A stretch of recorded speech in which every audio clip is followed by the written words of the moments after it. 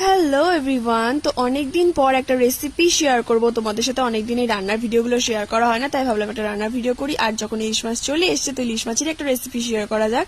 তো ইলিশ মাছ আমি দেখতে পাচ্ছি 4 পিস ইলিশ মাছ নিয়েছি। এগুলো আমি কচু দিয়ে রান্না করবো, মুখী কচু দিয়ে। মুখী কচুটাকে আর আলুটাকে আমি কিন্তু পিস পিস করে ভালো করে সেদ্ধ করে জলটা ফালিয়ে নিয়েছি। এবার এখানে আমি 4 পিস ইলিশ মাছ নিয়েছি, ওগুলোকে আমি ভালো করে ভেজে নিলাম।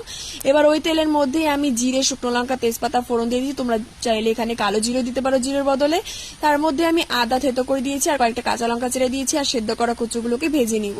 এবার ওর মধ্যে আমি দিয়ে দেবো কিছু মশলা, যেমন ধরো জিরের গুঁড়ো, হলুদ গুঁড়ো, লঙ্কার গুঁড়ো, আর স্বাদ মতো নুন, আর একটুখানি ধনের গুঁড়ো, আর কয়েক দানা চিনিকে আমি ভালো করে জল দিয়ে মিশিয়ে এবার দিয়ে দেবো মশলাটা। ভালো করে কষিয়ে নেব সেই কচু আলুর সাথে। তারপর একটুখানি কষানো হয়ে গেলেই দিয়ে দেবো জল, যখন তেলটা ছেড়ে আসবে এই মশলাগুলোর থেকে। তারপর ঝোলটা ফুটে আসলে ওর মধ্যে আমি দিয়ে দেবো ভেজে রাখা মাছগুলোকে। তাহলেই আমাদের একদম রেডি হয়ে যাবে গরমা গরম মুখী কচুর আলু তরকারি।